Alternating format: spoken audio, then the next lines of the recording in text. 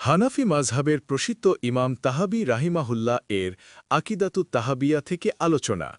আলোচক শায়েখ মতিউর রহমান মাদানী। বিষয় ১. জালিম শাসকের অত্যাচারে ধৈর্য ধারণ করে আনুগত্য করতে হবে। ২.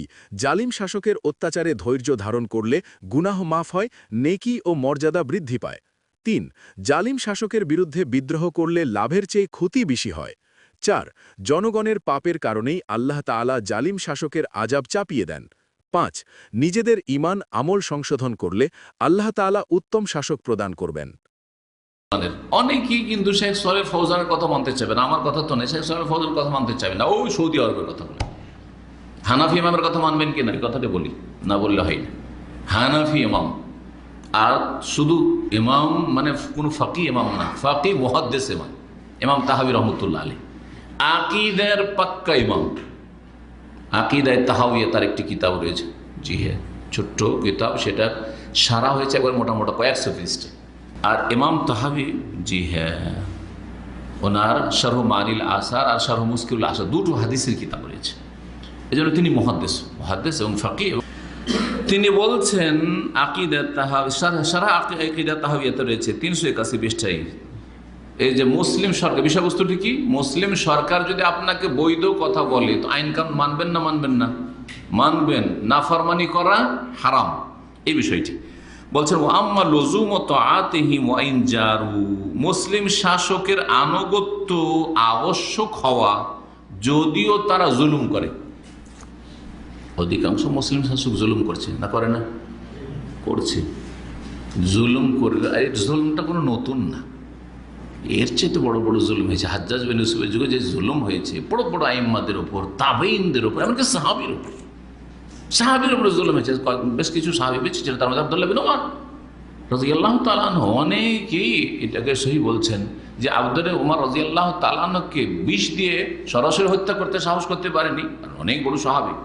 হ্যাঁ, তো বিষ দিয়ে হত্যা করিয়েছিল এই হাজ্জাজ বিন ইউসুফ। কত বড় জালেম, তাহলে চিন্তা করেন। আজকাল ওইরকম জালেম শাসক কিনে, এত বড় জালেম গেছে এক সময় উমাইয়াদের যুগে।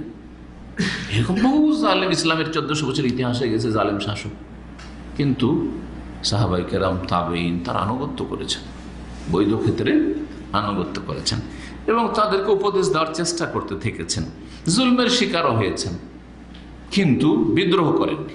বিদ্রোহ করা সবসময় ভুল পথ, আর ওতে ক্ষতি ছাড়া লাভ নেই। বলছেন যে যদিও তারা জুলুম করে মুসলিম শাসকরা, তবুও তাদের আনুগত্যকে ধরে থাকা এটা করতে হবে। কেন? ফালি আন্নাহু ইয়াতারাত্তাবু আলাল খুরুজ মিন তাআতিল মাফাসিদি আযআফা মা ইয়াহসুলু মিন জাওরিহিম।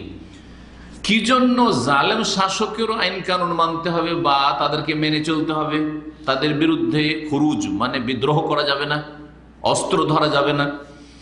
এই জন্য যে যদি তাদের আনুগত্য থেকে বেরিয়ে যান, মানে বিদ্রোহ ঘোষণা করেন জালেম সরকারের বিরুদ্ধে, তাহলে তাতে মিনাল মাফাসিদ এত বেশি ক্ষতি আছে, আযআফা মা ইয়াহসুলু মিন জাওরিহিম, তাদের জুলমের কারণে, অবিচারের কারণে দেশে যে ক্ষয়ক্ষতি হচ্ছে তার চেয়ে বেশি ক্ষয়ক্ষতি হবে।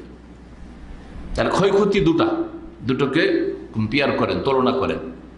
একটা ক্ষয়ক্ষতি হচ্ছে বর্তমান তাদের জুলম অত্যাচার, মুসলিম শাসকের জুলম অত্যাচারের কারণে দেশে যে ক্ষয়ক্ষতি, এটা একটা ক্ষয়ক্ষতি। আর একদিকে ক্ষয়ক্ষতি জুলমের অবসান ঘটাবার উদ্দেশ্যে বিদ্রোহ ঘোষণা করে কি করা, সরকারের বিরুদ্ধে অস্ত্র ধারণ করা বা সরকারের বিরুদ্ধে কোন রকম অ্যাকশন নেওয়া। কোনটাতে বেশি ক্ষতি রয়েছে? সরকারের বিরুদ্ধে বিদ্রোহ ঘোষণা করার ক্ষতি, তাদের জুলুম বরদাস্ত করতে গিয়ে যে ক্ষতিগ্রস্ত হচ্ছে জনগণ বা দেশবাসী, তার চাইতে বেশি অনেক ক্ষতি, আযাফ, বহু গুণে ক্ষতি রয়েছে, বহু গুণে ক্ষতি রয়েছে। তুলনা করলে বুঝবেন না, কারণ আমরা অনেকে আবেগী, বিশেষ করে যারা মানে দুনিয়ার শিক্ষায় শিক্ষিত, অথবা এমনকি আলেম সমাজ, আমাদের দেশের আলেমরা তো অত বেশি এলম কোরআন হাদিসের বুঝে না, আকীদা মানহাজের, যার ফলে আবেগ দিয়ে বেশি কাজ নাই, বিবেক দিয়ে কাজ নাই না, দলিল দিয়েও কাজ নাই। এর আগে সাদ্দাম হোসেনের জুলুম অত্যাচারের যুগ একটা, আর সাদ্দামকে আমেরিকা যে ফাঁসিতে চড়াইলো শিয়াদের সাথে, রাফেজিদের সাথে মিলে, এটা প্রমাণ করে যে রাফেজি শিয়াদের সাথে এই শক্তিগুলি মিলে আছে। ইহুদি শক্তি, ইসরায়েল শক্তি, আর যে শক্তির কথা বললাম মিলে আছে। তো সাদ্দামের যুগের জুলম অত্যাচার যা ছিল আর ইরাকের অবস্থা ছিল আর এখন ইরাকের অবস্থা, দুটোকে তুলনা করে দেখেন তো। এখন ইরাক বাস করার মতো জায়গা না।